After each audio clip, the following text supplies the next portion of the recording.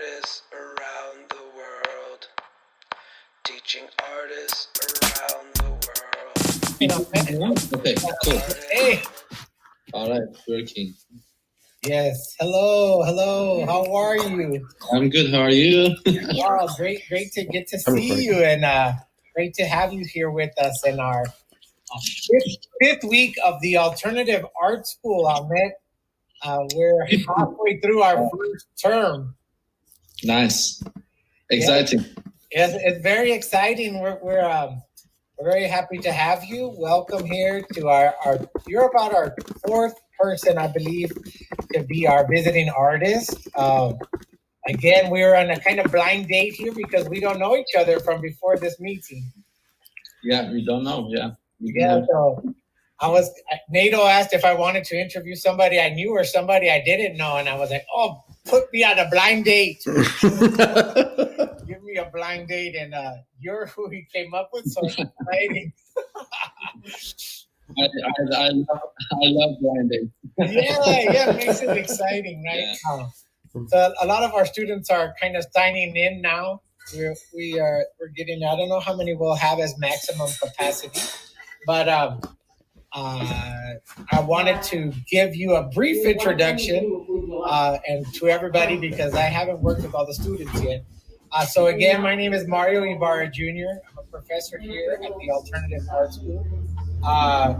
It's been really exciting experience getting to kind of start this school from scratch, Ahmet. We started talking, NATO and I and some of the other faculty in the summertime. And now we have a class and we're going and it's kind of official. And I see that, through the links and things that you send me, you have a very distinct ideas about what an alternative art school can be. And I was wondering a little bit later, once we get into questions, I want to plug your brain about that. But today we have Ahmet Ogut. He is coming from us now in Europe. Where are you right now, Ahmet? Well, things got complicated this year, but I am still in Berlin, where I was properly based before COVID. And now I will see at the end of the year what I do. I wanted to go spend more time in Istanbul, where I used to live. Yes. And also I officially have been living in Amsterdam as well. So I've been in between these three cities so far. Yeah, so he's definitely a contemporary artist. The ones that before COVID lived in airplanes, right? All your work was done on an airplane? My studio was very much airports and airplanes. Airports and airplanes, exactly, off the laptop. But Ahmet is a very accomplished contemporary artist, even though he was working on an airplane.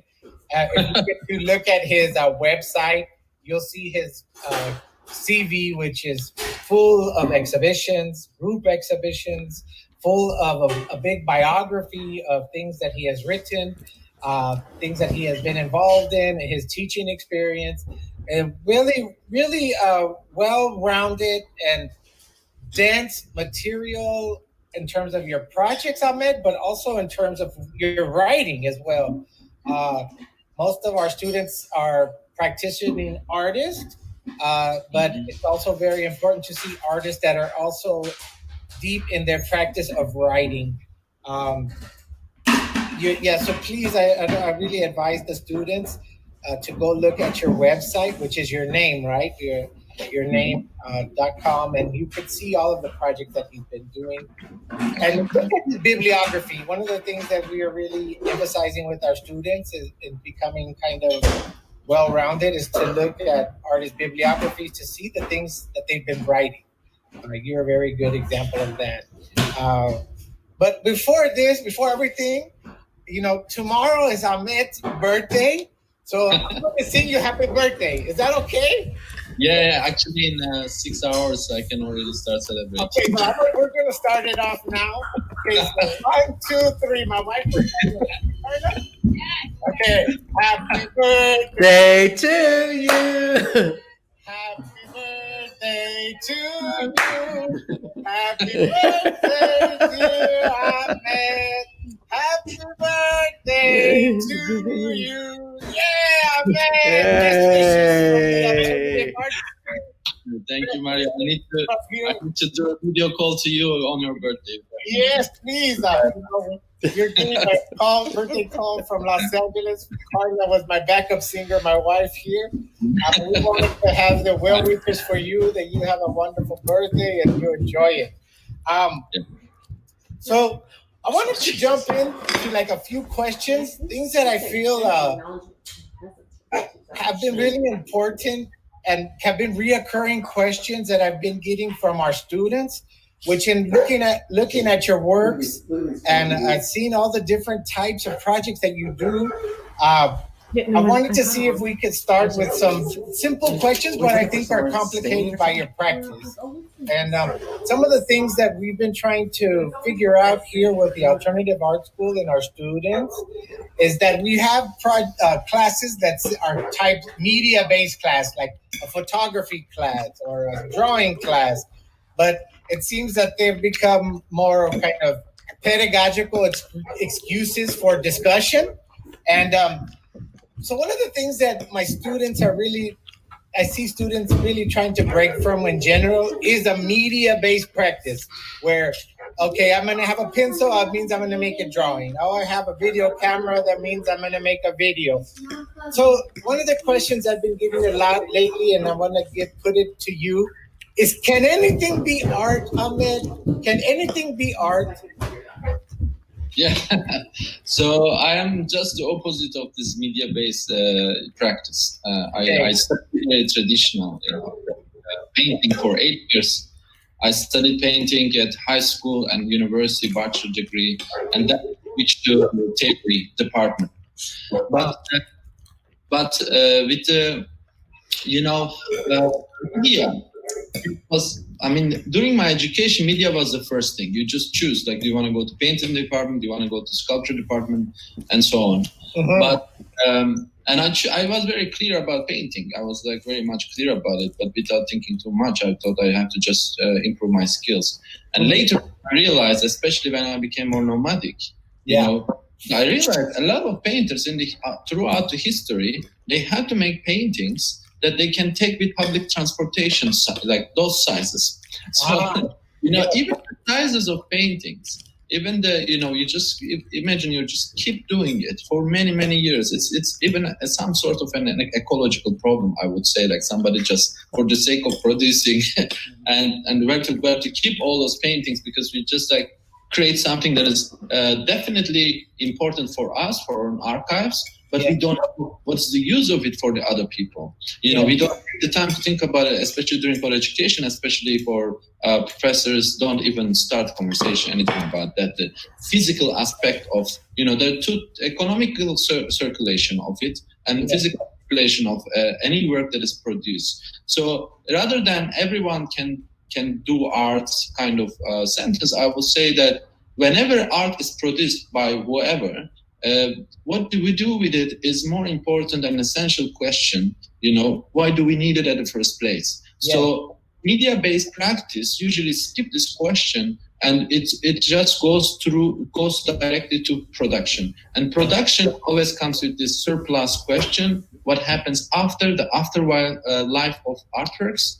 That is sometimes assumed by the artist, sometimes comes as a surprise, which a lot of things happened to my artworks that I didn't expect. Like they were shut down, they were stolen, and they were taken by another artist and reproduced as their work. There are all this stuff that I didn't even imagine in the beginning that it could happen. Especially already this age, I will experience stuff like this. Yes. I like that idea where you start reflecting your relationship to what the purpose is after you make it. But I was thinking about when you were talking about this, and I've been telling my students, for myself even, that I felt when I was a young person that I was a painter. I believed that. I believed in that idea of a painter. But then as I went to school and I came out of school, and I kind of had to deprogram myself from the cult of making paintings and making things, that I switched over to being a pointer. From painter to pointer, to point at things in the world that I felt were relevant, right? But from painter to pointer. And when I looked look at your practice, and I see all the different, things that you found where your intentions were going. You really made a shift into pointer. Can you talk about some of the things that excited you to point out for the rest of us as an audience to look at? I mean, I have a presentation, but maybe right now it's better to just treat like a conversation. However you like, I can just keep talking. Whatever you conversation, and then if you want to do a PowerPoint in a minute, we'll get to that. But let's set it up with some things that you want to point at. Okay, so that was absolutely an issue, like how to prioritize the ideas. So this pointer process from painter to pointer process was exactly like that. If I start prioritizing ideas, not my own personal desires and wishes, that I actually always loved making paintings and drawings. I still love it, but was it good enough reason to start with? So I start questioning things in a different way, and then I needed those ideas that comes, based on this collective struggle, and then some priority keywords change. Not my own priorities. I should also enjoy it. I should not do anything that I feel like I'm obliged to.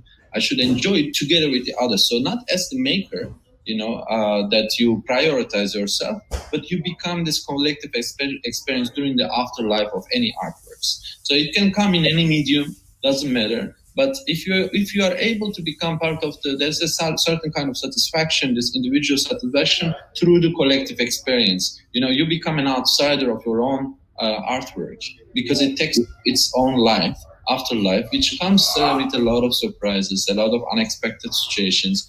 And then that lead me to the institutional questioning, the institutional structures. So not only that I have to create something around my artwork and then how to respond to real life, but I always enjoy the fact that art travels between life and art. So it's not just stuck also in life. It always comes back to the art territory, and art territory is the artistic institutions. But I realized later, from this painter to pointer process, you say, when I became rather also in some cases as initiator, I realized that as an initiator, I need to collaborate with institutions in different scales, and they don't necessarily have to be art institutions, but then their infrastructure, the way they function, the way people feel, how liberated or how stuck they are working within institutions is important for me. Like if I'm going to collaborate a creator or a director or anyone who have contract with any institution doesn't feel free. It's not enough that I feel free. So it's very important that, not only a question and things from outside. Usually I'm in the position of a temporary collaborator from outside or independent when I kept my autonomy of all the times. Yeah.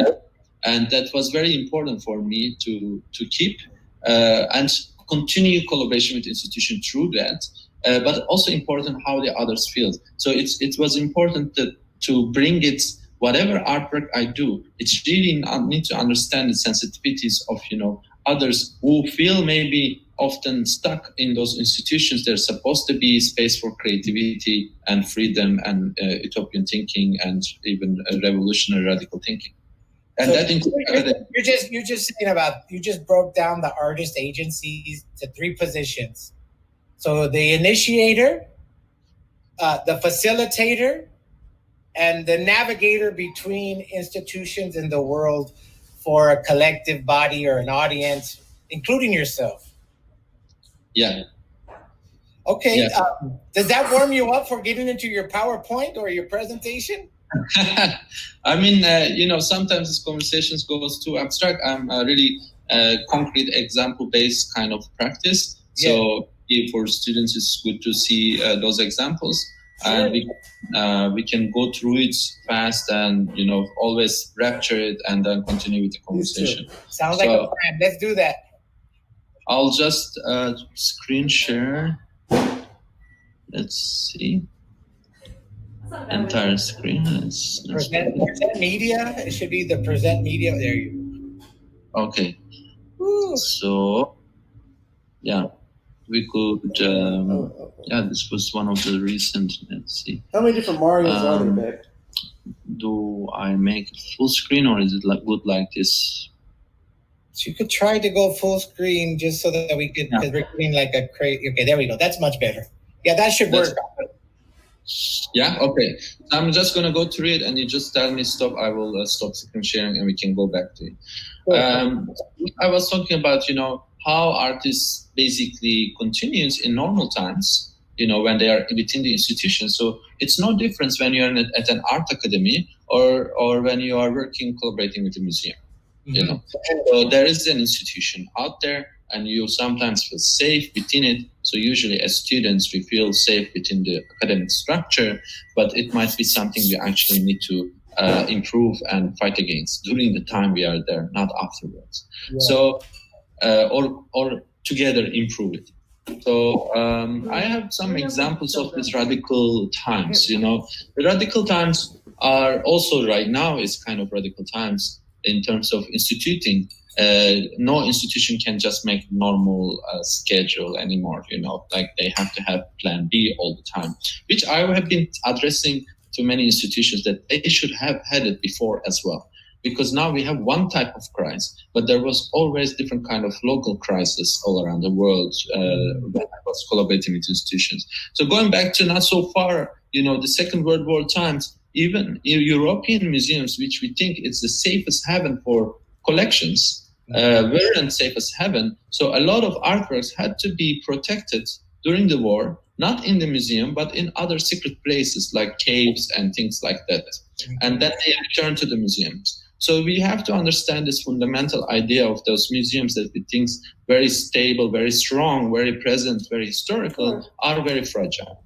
And when we they are very fragile against the political complications, but also natural disasters, equally they are fragile to all those. This is an example, for instance, when there was a moment of few hours, the very important museum in Egypt, Egyptian museum, was unprotected by its guards, or during the January 2011, when everyone was on streets, there was no one to protect the museum, so they sent the army, but it took them a few hours to arrive. So there was already a few people in the museum touching these artifacts that normally it's no way to get even close to, and some objects, I guess, they disappeared during that few hours of non-controlled situation in such an important museum.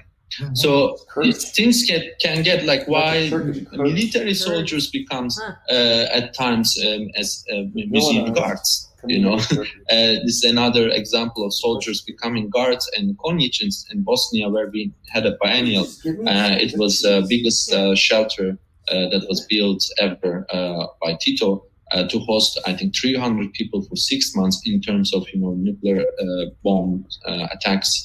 So this is a nuclear bunker, Tito's nuclear bunker, which was protected by NATO soldiers and Bosnian soldiers.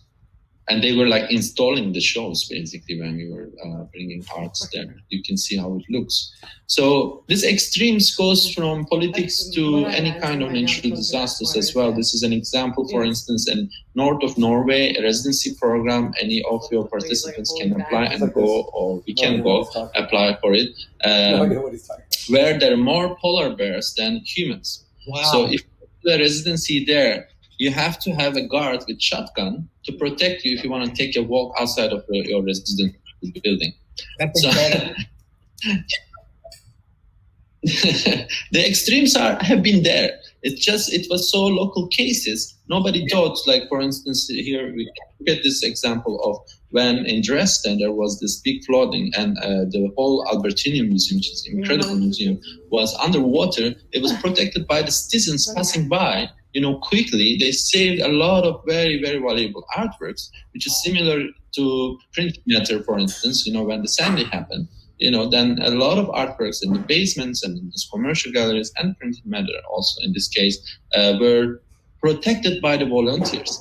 So the knowledge of audience, of people, when we think of institutions, they are not really the solid places that are only protected by, most of the people actually work in institutions feel very insecure, and they really need the public support and public existence, especially in times of crisis, in terms of to have a meaningful position. So it's similar to for an artist to have a meaningful practice. that practice should make sense also in extreme times, also in normal times. It's same for institutions. Their existence should make sense in extreme times and in normal times.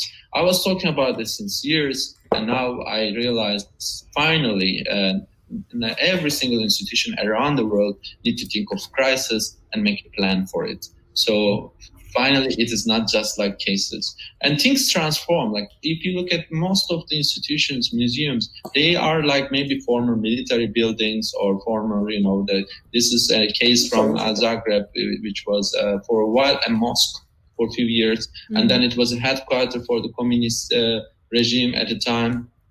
And then became Museum of Revolution in post-war Yugoslavia, and now it's like an artist association, and which looks more like a normal building, but it has traces of all this past. So same building is converted to many different multifunctions. So we really need to also address the past of institutions. But also institutions are filled, like for instance, when I was invited to Harvard Art Museum to make research and workshop with the people working in the office, not with the public. Mm-hmm. And I asked them, and a collection, I asked them how many never seen artworks they have, and they sent me a list of, more than 5,000 artifacts and artworks they were never seen by public. So in such an important museum, let's say, a combination of 3 museums, Harvard Art Museum, that's all each, more than 100 years old and even longer, they exist. But even the people who head of collection department haven't seen these works really, literally.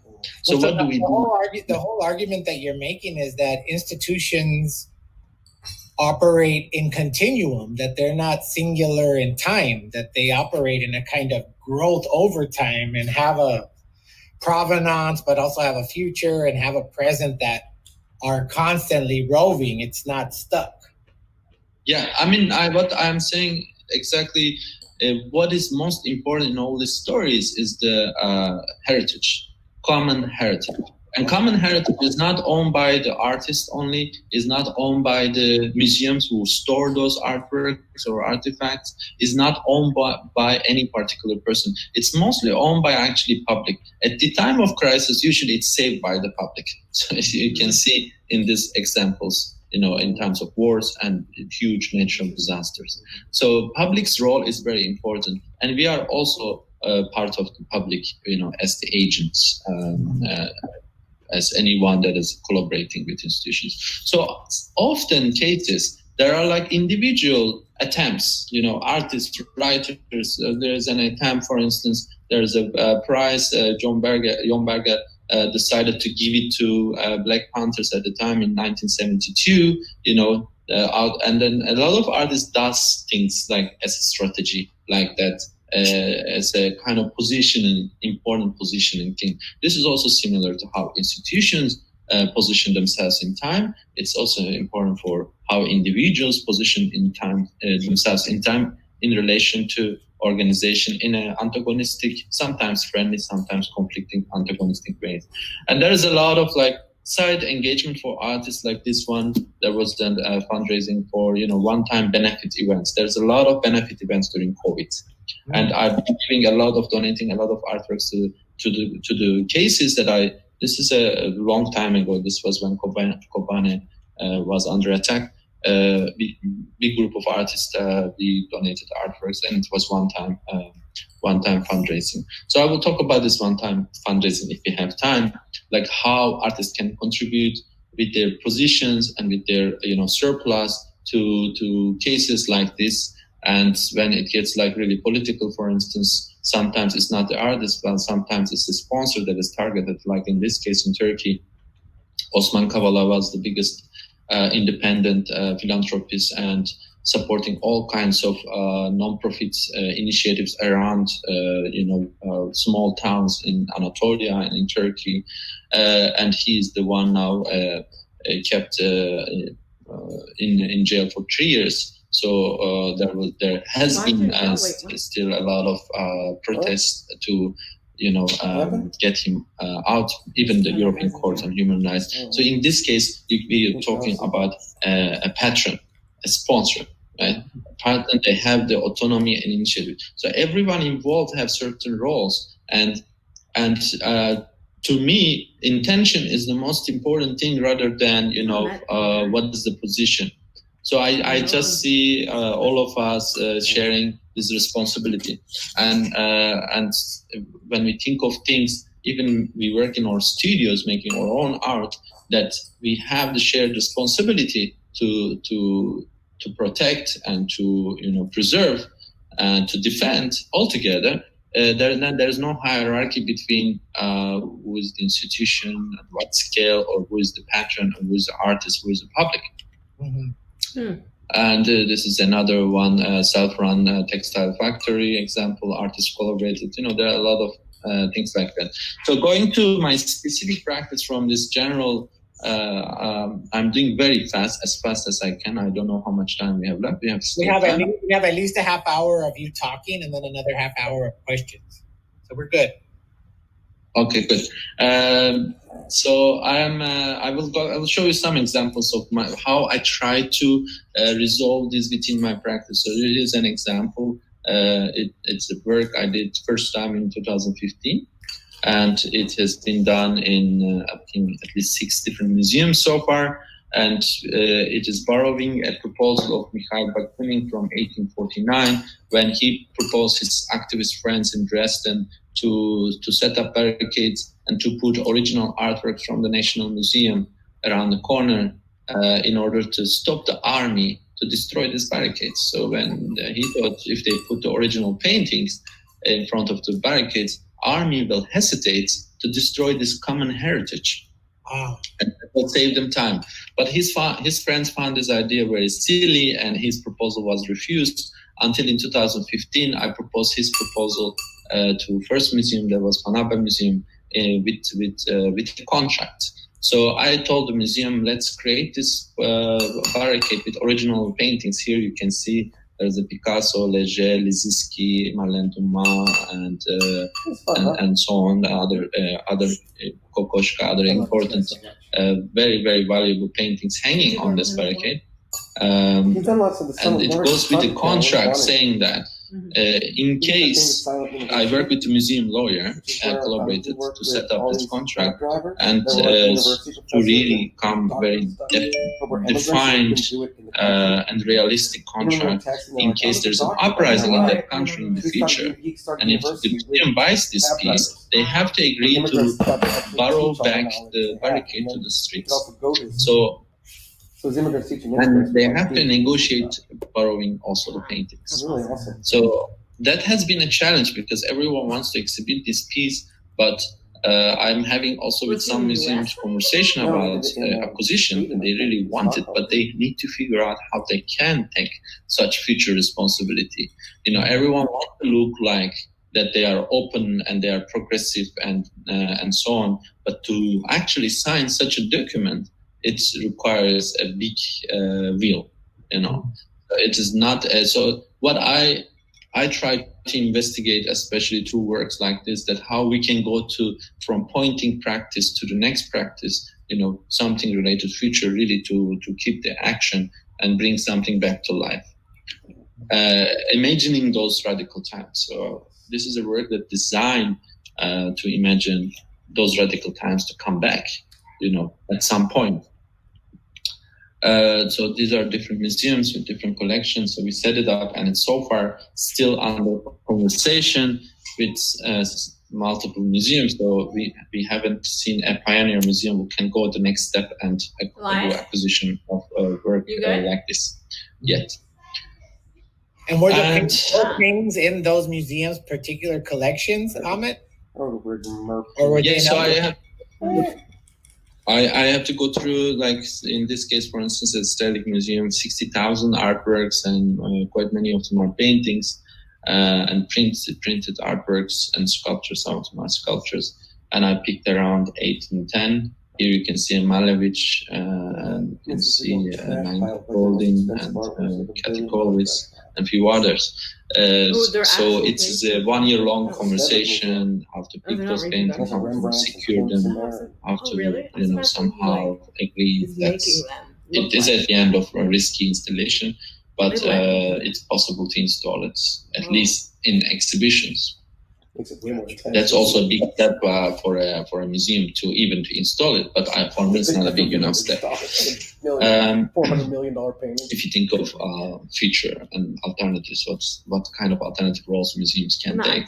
Just another one, like looking at from a different non-human perspective, and I did a series of also a little bit inspired from the polar bears. I gave the example. So different animals squatting, or they are hosted, or they are somehow becoming part of different institutions. So here you see a lot of dogs and cats in every institution that are kind of becoming part of the family or the institution. So they become this uninvited guest, and then they become part of the team somehow for different reasons. Or they do occupation, like the bats in Cambodian museum. There was like hundreds of them in the rooftop and kind of like living there in the museum, or the falcons of the Tate Modern Tower. 2 falcons living there. So this nature inhabiting the institution, I think is another important way to look at it. We all, if you imagine, some of the institutions end up as like spaceship in the middle of nowhere, like all the Fracs, for instance, in France, or some of the Kunstvereins in Germany. They really like pop up in the middle of nowhere and bringing contemporary art there. And then the audience is not necessarily just humans. And it's a similar experience I had in Fukushima when we did the work. We have to go back inside the exclusion zone time to time to fix the works, because they're non-human audience there. They're like white pigs inside this exclusion zone, radioactive zone. They keep attacking my work. Every 6 months somebody goes. We went also once together to fix it. So the work is there like for infinite time in the zone that there's no humans really can visit the exhibition. Since I think 5 years the exhibition is there.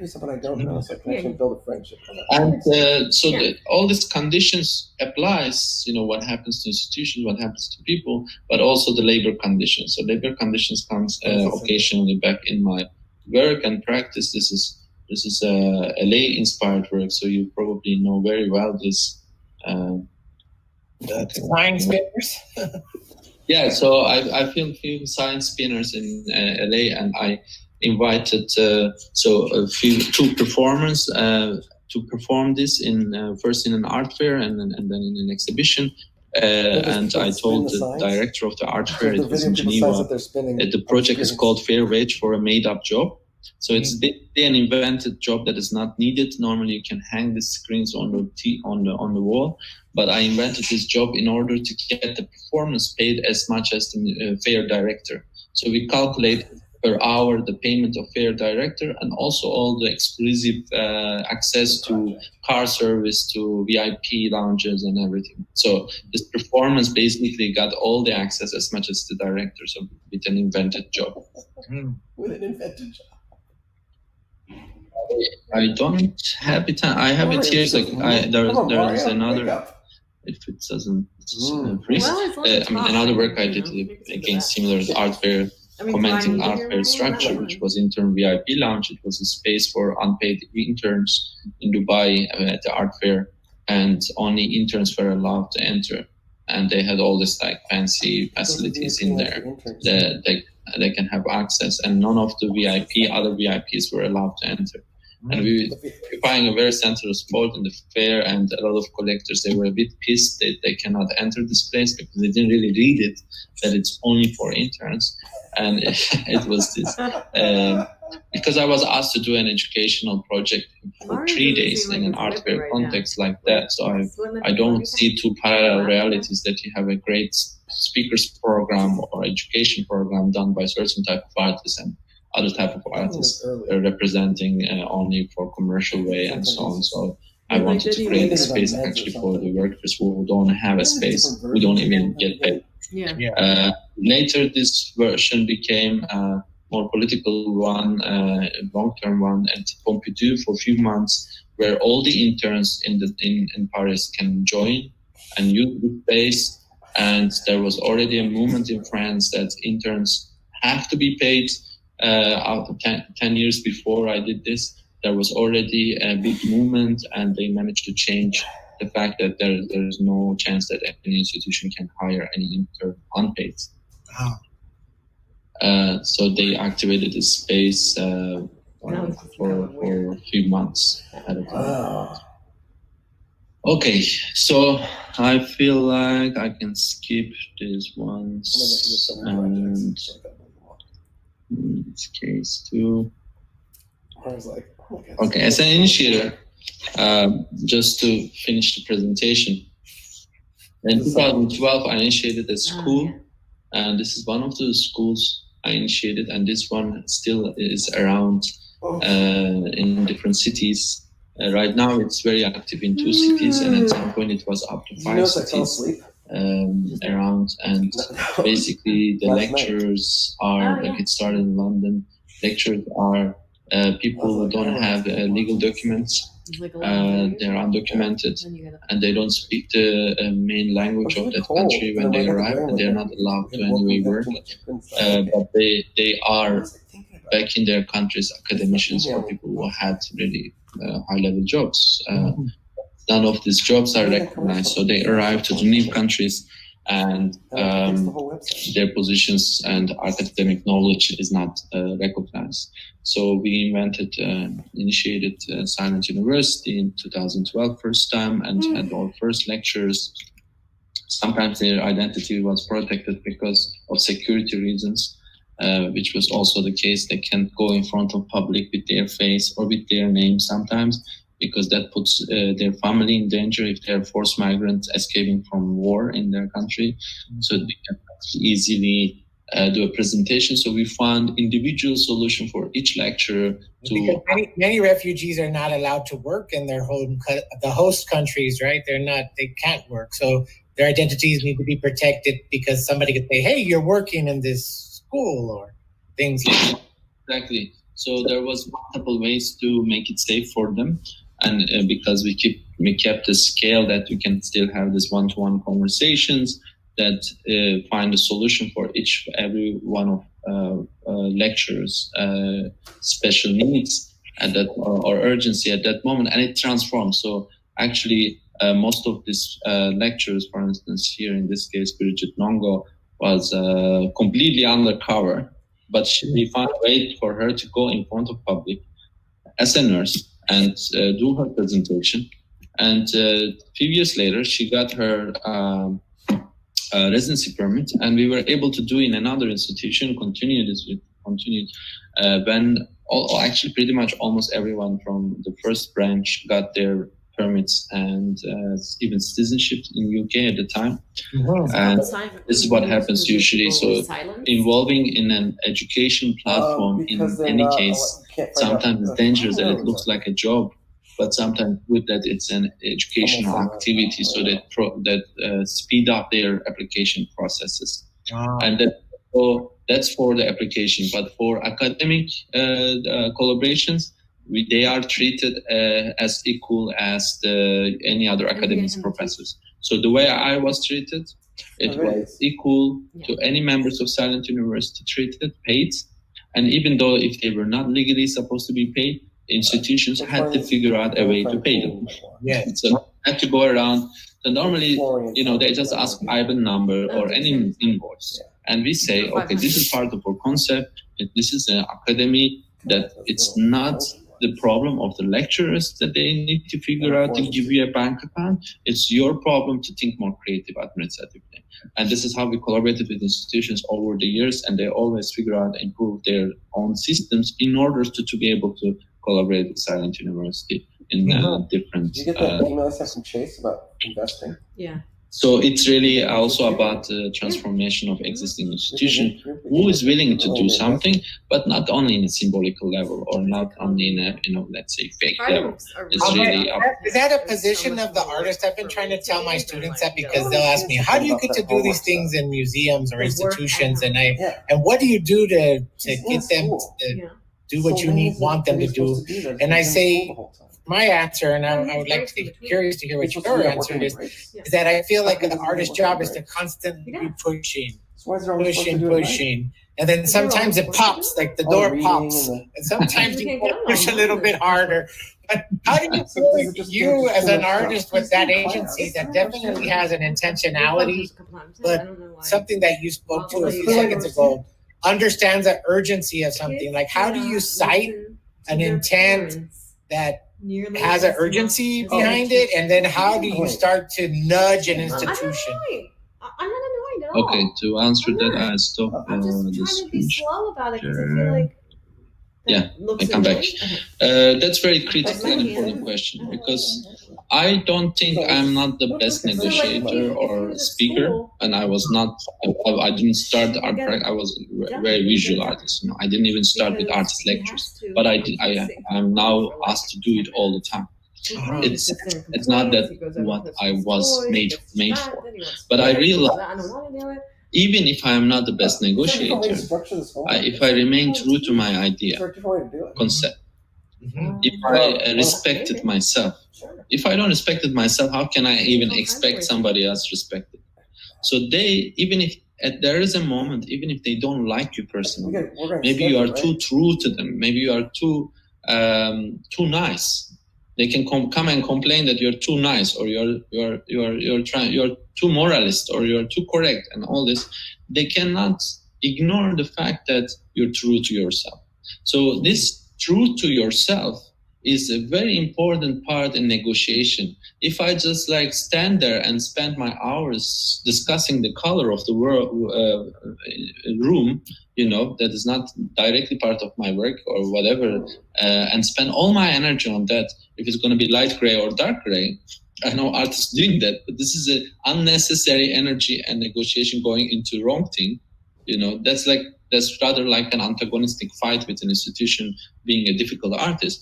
But actually, when you tell them, this is not about my work, this is about your image as well. This is about your role as a museum. It's really, I can take from one angle, a photo of it, and tell the story the way I would like it to be. But it is not going to be good for you. So I tell the institutions who have maybe symbolical intention to do things, I can push them in a way that to be true to themselves, because they know when the moment they realize, especially in times of crisis, they know when they lose their credibility, they will not make sense. So it's not anymore about one person losing a job. It's about the whole institution losing its function. So if they are not true to themselves, it's the same problem. It's same for the artists that you see. All these artists, they start with a good intention and good idea, but when they get enough power, they start overdoing and get too much authorship and ignoring all the collaborators they have collaborated over the years. It's very important to give. To be fair, if you want a better, fair art world, and then a fair world, because art world needs to be more fair, we need to be honest ourselves. So we can play, we can fake it for a long time. As an artist, also we can fake it for a long time if it's not our intention, and we can convince a lot of people. But at the end, it won't work. So I think this is really an important part of the practice. That not that I'm such a powerful negotiator. I'm just reminding the institutions their role and their position, not only that because I want something specifically for my own artwork or whatever. I really imagine my artwork has its own initiative, and sometimes needs me, sometimes doesn't even need me after some time. Like Silent University, I became rather a guest than an initiator, and I address this all the time. Instead of me, other people start doing talks. When there was moments, I was always asked to do the talks myself. I start reducing that and really, distributing this position. And then we have more people who could actually do often better than me. So the representative of Silent University from these two towns, they can represent Silent University right now more updated, more better, stronger, and real. And that's what it's supposed to be, because I'm not going to, just because I'm afraid to lose my initiative position or something. So I think this true. If we started off at a certain point where you felt you weren't that good of a negotiator, and but you did understand a sense of self and a sense of your positioning. Like, can you give our students maybe some tips of how to better understand that platform? Like how to better understand where an artist will have agency within an institution so that it could highlight their sensibility, the institution's sensibility of not losing its position as a cultural heritage carrier to an audience if it does some unfair thing. Does that make sense? I can give an example, but I see a note here Dan Nelson wrote, which I would like to understand. Maybe Dan can explain the comment. He says, Melton has a very apt story about being true to yourself in negotiating with the institution. Like it or leave it. Dan, did you have did Mel give you any updates on that or give you any specificity in terms of examples? Because that's pretty much a similar question that I'm asking Ahmet right now is like, how does he know? And I've been trying to explain to my students the difference between negotiation and compromise. Where compromise is really like the boot on your neck and you're not getting any lateral room for negotiation. And negotiation is you have 10 points, 5 of them are you will never change or never go against, but the other 5, maybe you'll let go. Maybe.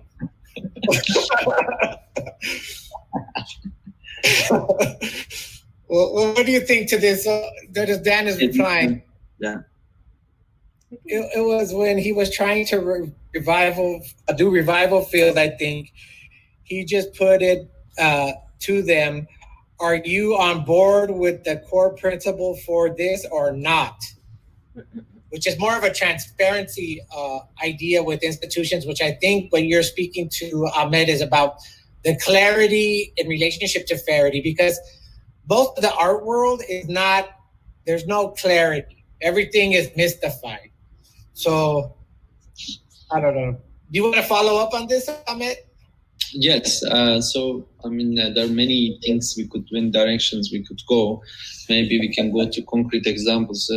Recently, I was in a situation between basically one of the recent war between Azerbaijan and Armenia, and I was stuck right in the middle of it. And I think no artist want to be stuck in such a conflict that is never ending and it's all the time there. But of course, I, as an artist who have done shows in both countries, I never had a problem in Armenia. I did 2 shows there. And it was the first time I was doing a show in Azerbaijan, and because of COVID, it was extended, and then the war started. But in this whole time, I was always thinking, okay, you might be going into a very conflicted country. I during my first visit, I realized people actually can't even have their opinion. But sometimes they come from privileged positions, like there was somebody, a director, that I could think as a mediator, that I don't have to do everything myself. I wouldn't put myself into a situation that I have to negotiate directly with the states, because in those kind of countries, you're basically talking directly to the states. Yes. Right?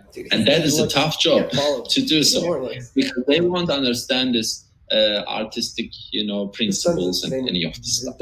They will just, your esoteric thoughts, Yeah, they do propaganda, they do straightforward propaganda, and when you don't have anyone from the place. So I trust the director, and I thought this director will do the moderating, and it worked like that in the beginning.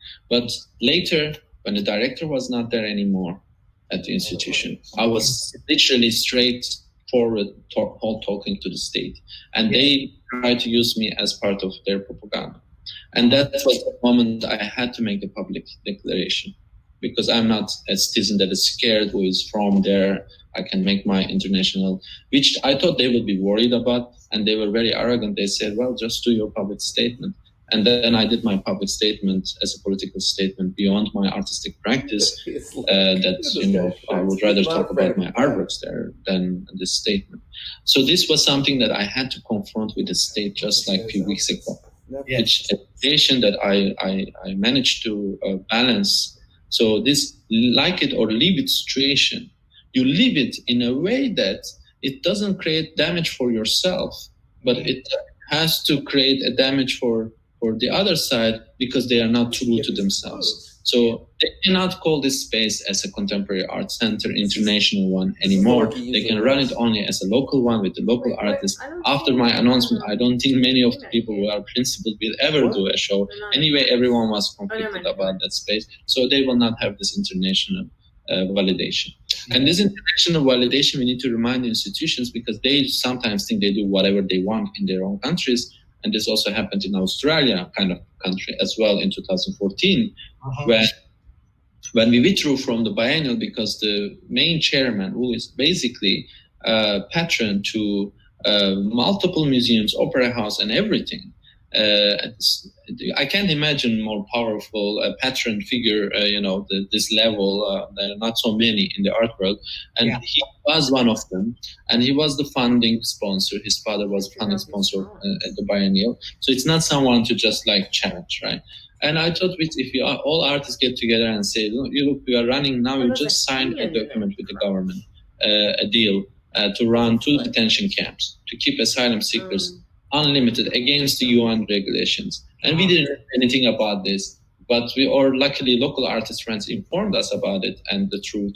And they were literally also not telling us the truth. So we had to confront it. But we had to confront it collectively. So it wasn't enough that, but they thought we are just a few artists they said, do your own ethical decision. That is the moment they say, like it or leave it, right?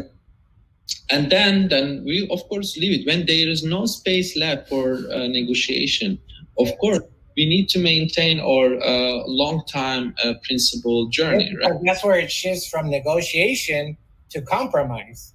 And when you become compromised, everything falls apart and everybody will lose faith, including yourself. Yeah. So they said, come, do any protest you want. And this was the compromise. That sounded for many artists that, wow, it's great. We can criticize from within, whatever. But it was such a compromise, and it was few of us that until we forced the chairman to resign himself. Then we returned to the biennial, and we were not the one who had to leave. So we managed to return 10 days before the biennial and install all works, and with the help of everyone helping. 2 universities were behind us. All the international sponsors were behind us, because people knew what's going on. You cannot fool international people. You can manipulate maybe a couple of newspapers locally, the big ones. But there was politicians involved. There was thousands of people protesting on the street for those, people in the camps. And so there was audience in there, and they are not stupid, So when you treat your public stupid, when you treat your artists stupid, when you treat everyone stupid, that doesn't make you powerful. No. That puts you in the opposite position. So this like it or leave it situation, okay, you can find other collaborators, but in this kind of case, there is even a public momentum. You should not act like that everything you will sort out within Australia. Or whatever. There's a bigger light on the situation than just a local light. Wow. Can you give a few minutes left of your talk part? And Mel, we'll get to your question and your comment in the questions part, which is in 5 minutes. I just wanted you to speak on because a lot of my students, right now during isolation and during COVID and all of this time have been really worried. Some of them are in kind of smaller areas of the country or smaller areas of the world. And we're getting some, I got it yesterday, a student said, well, you live in Los Angeles, that's a big art center. I live in a smaller area of the country, which is not a big art center. How am I going to be able to have a platform in this area? And then looking at your project, the most recent one about the artist in the home, my response to her was, well, if you have an internet connection, that is going to be the new art world. That's what I gave her, quote unquote. And will the home be the new art world or the new art world center? Just my last question before we go into the students' questions. Ahmet, can the home be the new art world center? I mean, it has been for me. I mean, I never had a studio, so I had to work wherever I am in public transportation, in an airport, and always in different flats. I had to remain productive under any conditions. So I did a lot of works with high production budgets, and I also still do works with no budgets. If I isolated myself from my non-budget practice, which is not for the institution, they have the budget and I do something for free for them. Let's not confuse that. But there are moments that we can stay productive, and I think it's easier for artists to stay productive during times like this than institutions. So they were paralyzed for 2-3 months for institutions, but artists kept working, did stuff, during the first lockdown. Now the institutions figured out a digital way to continue their schedule. So we all have like 100 deadlines again, but we are still sitting home. So it's a different situation, how institutions adapted the situation. But right now, the good news is not that home becomes the new institution. Good news is that institutions are there, non-institutions are there in every scale, and everyone having the same kind of panic. And this panic is a productive panic. So it doesn't create any more artificial hierarchies. So it doesn't matter if you're in LA or a small unknown German town or in the Middle East somewhere, it doesn't matter at all. If you produce something that is strong and good enough, it will find its way, because everybody is looking for this right now. They try to find a creative way to survive their institutions, no matter what scale, because their institutions won't survive just with budgets anymore. And those artificial environments that is created with artificial audience, they need true audience. And for true audience, you need good artworks. You don't need some hyped exhibitions or hyped artists. You just need good artworks, concentrated and responsive, looking at the urgency and need and so on. And then there is no hierarchy. So I believe right now there is less hierarchy in between every institution, because they have same level of panic. And usually smaller ones are more active and accurate and creative. The ones that can stay more creative will survive, and the others will disappear. And I don't worry about those cultural institutions. They are not creative enough. They are too try to be too safe, and they don't have any ideas how to deal with crisis. Maybe we don't actually need them. So we need the ones who are responsible or creative, who are with us, and we are with them. So it's no difference. We find ways to connect even more right now than before. Of course, we're missing seeing each other, hugging each other, all this. I'm terribly missing those travels that I was complaining about. But it is not the question is basically how the hierarchy is distributed now. It's not based on the idea of bigger institutions, bigger cities that are centers of art. That's not at all, definitely. Oh, thank you for that answer. Okay, so now is our time, Ahmet, to switch over to our students asking questions. Does anybody have questions? We have a really good group here with us today, including some of our other faculty. Mel, did you want to address the back and forth you were having with Dan here in the, I can make you, so the way I'm going to do this, Ahmet, I'm going to let you go for a second, and I'm going to bring on Mel to let him answer his question here. Is it Melchin? Yeah.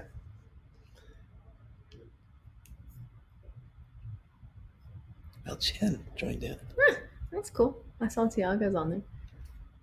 Janine's on there too. Mel, are you still there with us? Yes, I am. Okay, do you want to address the things that Dan was discussing in the live chat? It was Dan wasn't too far off, but the position, it's a long story. It was after the rejection of the National Endowment for the Arts. So it's the institution of our country. It was the first chair rejection of a project in the history of the NEA, and it was over. And I arranged to be an audience before him. And in the end, I very much like Ahmet has described, I was just true to myself in terms of this position about where art fits in our society between pain and imagination. It was more philosophical. And I wanted to know his position, or the country's position, as leading the National Endowment for the Arts. And I was willing to leave it if he said, well, I don't believe in that. Then why? I was willing to stand more in the principle, the philosophical conditions, and it was fine. So Dan didn't get it wrong. It just it was a condition because I put this idea between like pain, as Elaine Scarry had put it, war and torture, and an imagination as the remaking of the world. One unmakes and one remakes. I said, if it's a duck over a pond or about homosexual love or about science or social agenda. If it comes from artists, we're in the camp of disimagination. Which camp are you in? And he stopped me and walked away. And, because I was willing to say, you can reject it, I'm gone, because I can't depend on you. I can't depend on this institution. And he came back and said, I want to take away my veto because I've learned, I think I'm in this camp of art, see? So it was a moment of being steady, true to the project. Okay? Yeah. Yeah, so that's what we were talking about a little bit, Mel, is that where a negotiation shifts into compromise, and when you have to be like, yo, not going to happen. So you got to make that decision. Yeah, you have to be, you sometimes issues, you have to understand the reasons why you must compromise. Sometimes you get rejection, and then it's an opportunity to learn so you can negotiate. And you will be taught by these, especially if you're collaborating, the conditions which you must collaborate, because it's the higher point would be, as Ahmet again has clarified, it's more about, not about position, but the intention. Yeah. What helps the intention. And what are you talking about with the collective intentionality? Yes. You kind of like them to work with them. Oh, yeah. Yeah. Because when you don't understand somebody who maybe, if you're working as a collective, there's not a power relationship. It's either you're collective or you're not. Yes. Okay. And so therefore, if you think your art idea is so strong or whatever, you may be losing out on the possibility of a true collaborative situation. Yeah. You see, when you work with institutions, you can take a position of being subversive or whatever, and that wouldn't be wrong. If you really want to collaborate, you better do the job. Yeah. Yeah. Okay. I'm going to go to one of our students. Thank you very much, Mel. I'm going to go to Amber and co-host you, Amber. Are you there, Amber? Yeah, I'm here. Okay, Amber. What is your question for Ahmet? Hey, I just had a question kind of about negotiation, particularly to female artists, because I hear a lot of what you're saying, and I really think that it's really powerful to hear this. It's very informative to hear how you negotiate. But I think it would be false to not acknowledge that females are shown less by institutions, and there are far less women in museums and given projects than men. And I'm kind of curious what, from your perspective, would be maybe some tips or insights into your negotiations with institutions to relay that to female artists who may not be taken as seriously or may not be listened to as an authority figure, or be able to really stand up and speak for themselves at the same level as a male artist. Okay. So I just wanted to kind of hear both of you guys kind of talk about. Okay, thank you, Amber. Let me get Ahmet back here. He gets like really freaked out by tech, Mr. Mario. But I would like Does it. he? He's still okay. He's okay. Ahmet, did you hear that question? Way better. Wait, what? Oh, that's Amber still. Ahmet? Okay. Yeah. Do you hear me now? Yes, okay. I hear you now. Go for it. So did you hear Amber's question? Very important question. I was thinking about it today. Like sometimes I forget I am also a person of color, right? So I try not to actively think about that because I focus on the principles and things like that. And sometimes I hit some walls, and those walls are related to that. But I don't address it that way. I still try to figure out a configuration through the principles that I have during those negotiations. But I don't do those negotiations alone. It's important. For instance, now a very tough negotiation we are doing within one institution through a very young female curator. And her position is not that strong. Her position is not that strong. And but without her, nothing will be possible. So within the institution, there must be people like-minded, and it's sometimes, yes, young, sometimes not that powerful position. It could be also like the security guard and so on. And it could be women, and it could be people of color. And it could be all that. And we see things that are not right. We see things that are not really decided to rule the principles, even though principles are clear, and they just want to maybe share a picture that looks like the institution is open-minded, inclusive. What? So, for instance, with the barricade, one of the first thing I asked institutions, show me the woman artists in the collections. And we have such a tough time. Like, I managed to get majority of artists selected, for instance, Stedelijk Museum collection women, but this wasn't an easy process. It took us a year really to have, to really represent the collection actually more ideal than itself, because it is not majority of women artists in the collection, unfortunately. And unfortunately, it's not people of color majority in the collection. And it is 2020. We don't have to question these things. Sure, but even as an artist, to remind the institution, hey, there's something wrong about this. We don't have to necessarily do this, but we do it. We do it through sometimes conception of the artworks, but definitely it's only possible these conversations. Someone like-minded within the institution as well, who is there in a different position and fight for you. And usually this fight for you thing, that they don't fight for you, they fight for your principles.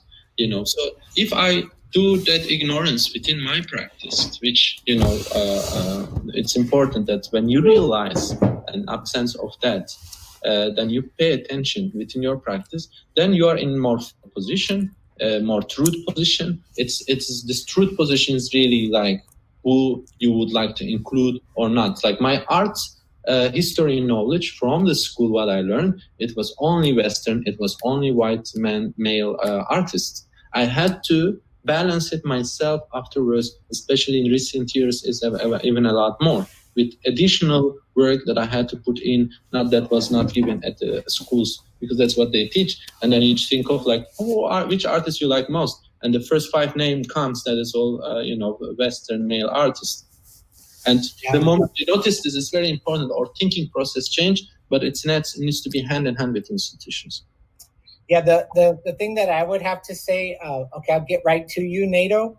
The thing that I would have to add to that, Amber, is that collective bargaining. Like one of the things that has been really important within the writing of Ahmet is when he talks about the school that is about being in solidarity in relationship to organized labor.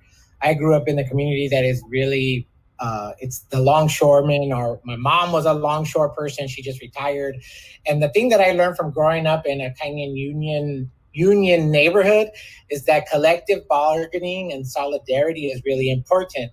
And that also you have people that you could go to in relationship for problems. So if you have a problem where you're negotiating something, just a few months ago, a museum in Chicago asked myself and another artist, a female artist, if we could do a 2-person show in Chicago. And then they sent us a budget, and somehow along their budget, they forgot to include an artist fee and production money for her and I. And we were like, wait a minute, like everybody else is getting paid within the museum. The graphic designer is going to get paid, the shipping company is going to get paid. And like, how did you not include the artist?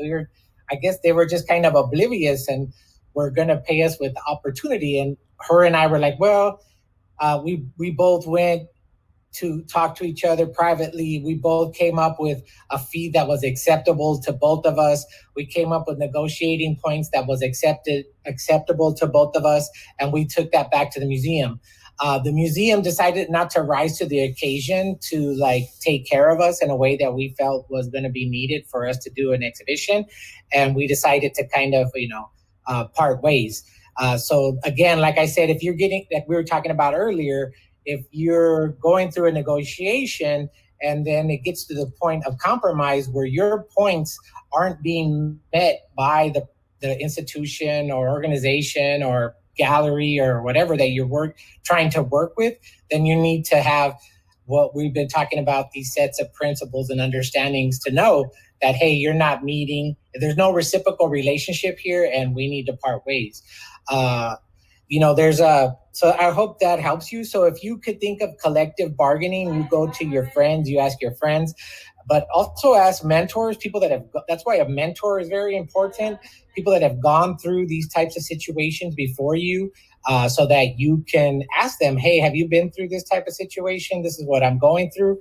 And you'll be pretty surprised that most artists or creative people have gone through similar situations. They'll be able to give you some real solid advice to take back to those negotiating tables.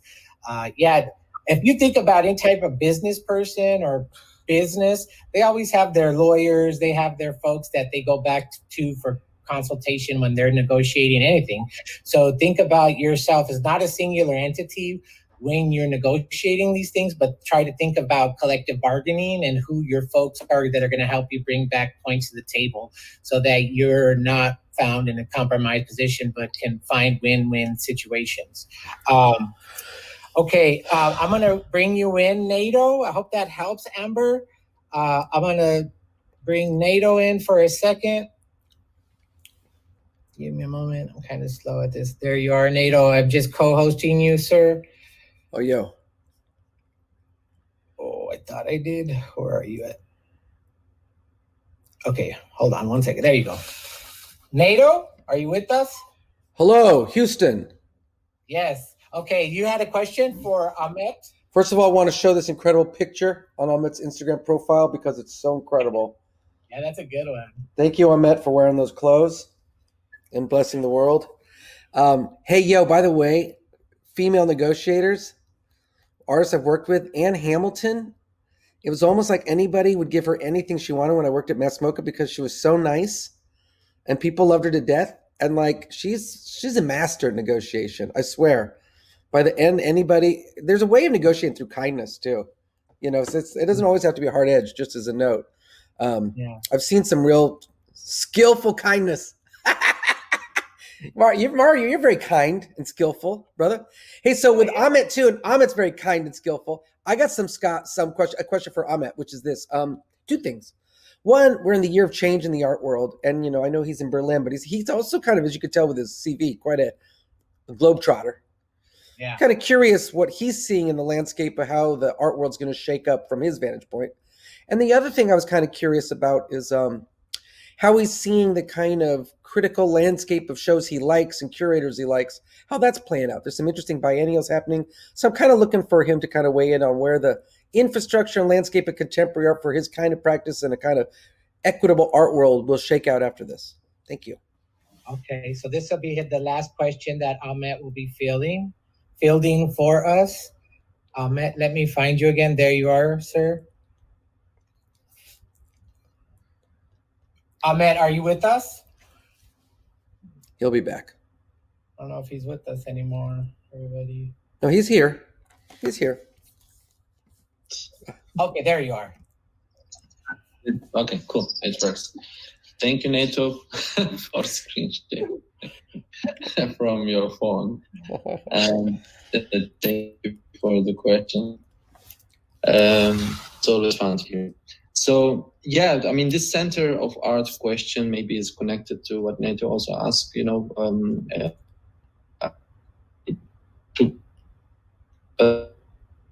Oh, shoot. Is that me or him? Here.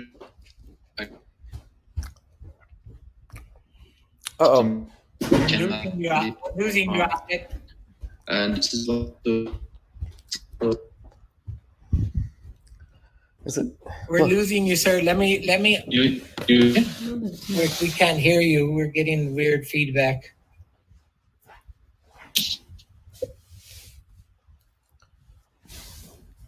can you hear me now? Yes. Yes, we can hear you now.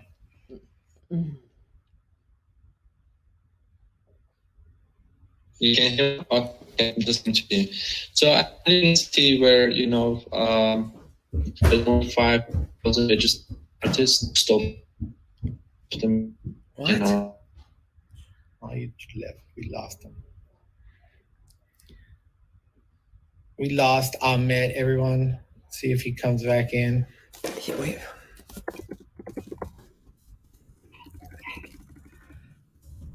We seem to have lost Ahmet. His connection went out on us. See if he comes back in.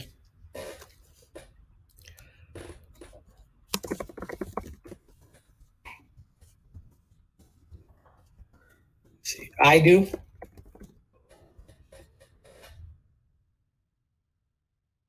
Right now.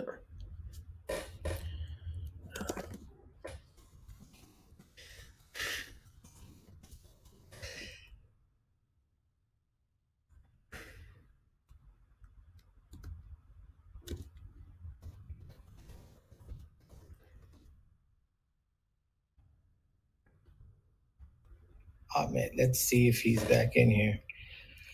I'm not seeing him back in the group. Wait, no.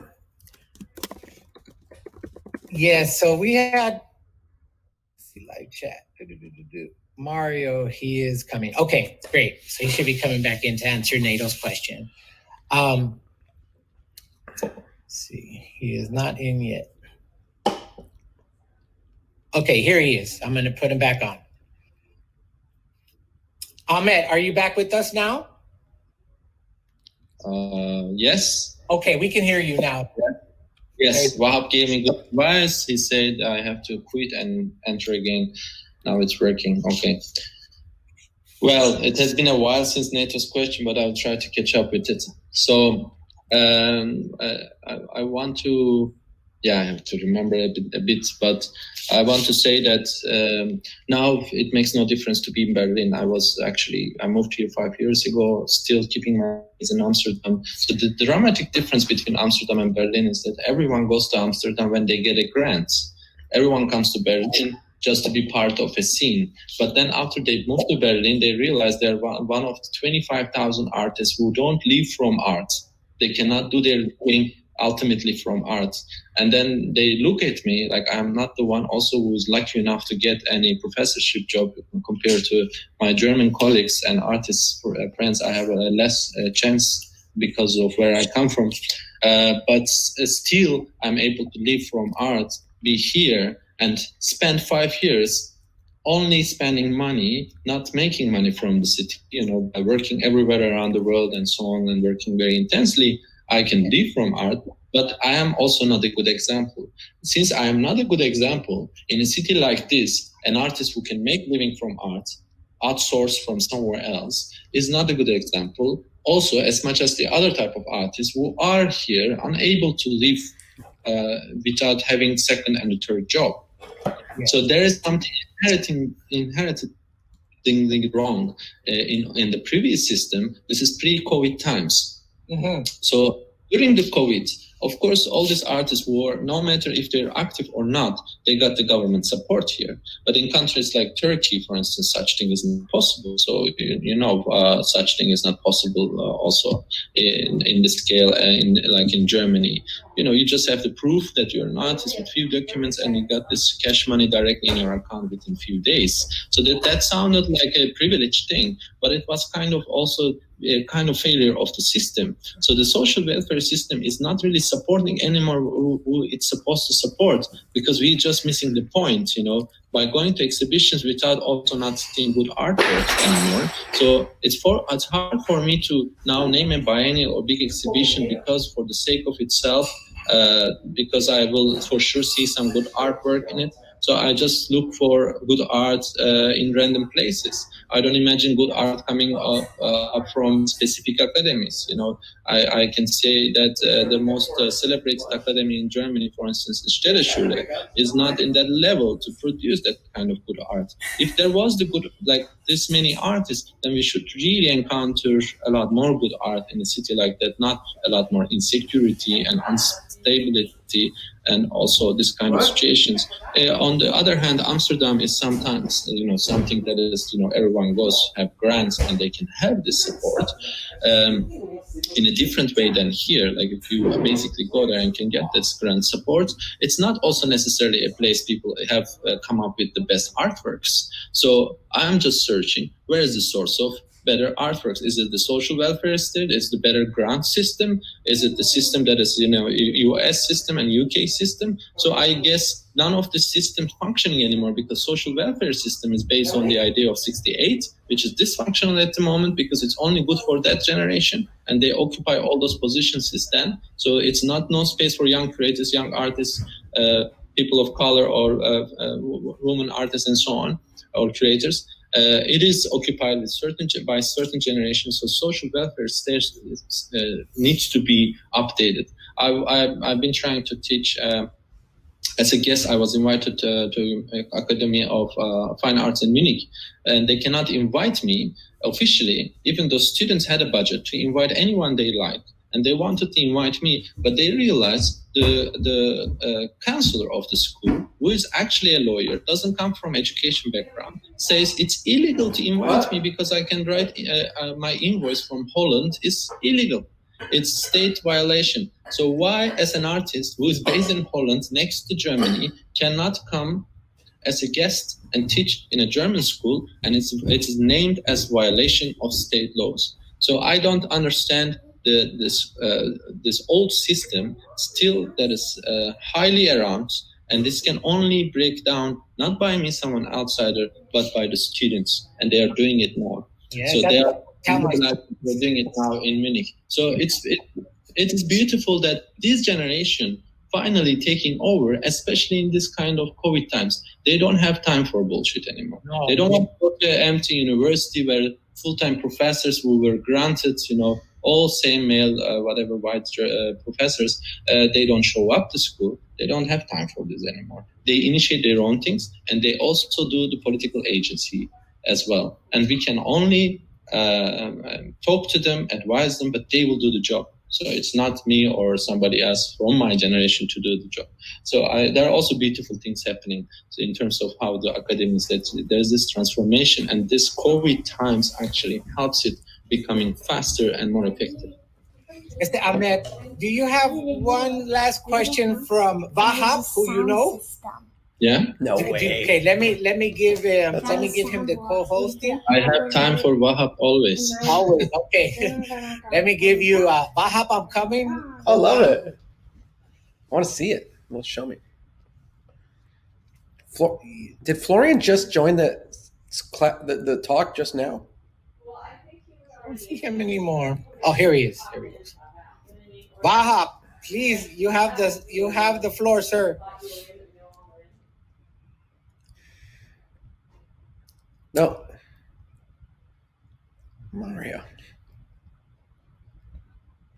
Wahab, there you are. Found you. Wahab, okay, I think I have co-hosted you. There you go, Wahab. Question for Ahmet, please. Yes. Can you hear me? Yes. So, happy birthday, Ahmet. Question is, I've been following Ahmet's practice for about 20 years. Started as a brilliant visual artist, seamlessly converted into a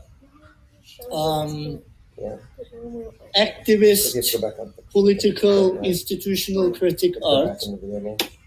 Fast forward 2020, you have another 30 years of career. What's your next chapter? How do you think your practice is evolving? Do you have a clear picture of where you're going with your work?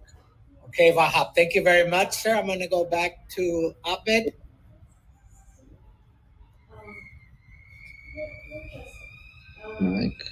My camera. Okay. So okay, you went from painter to pointer. What's next?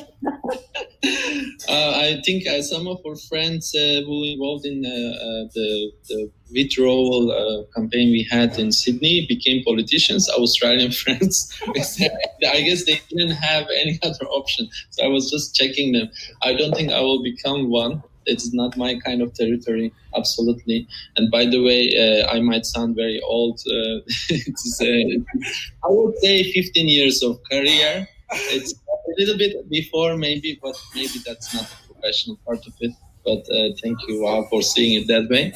And I just sometimes,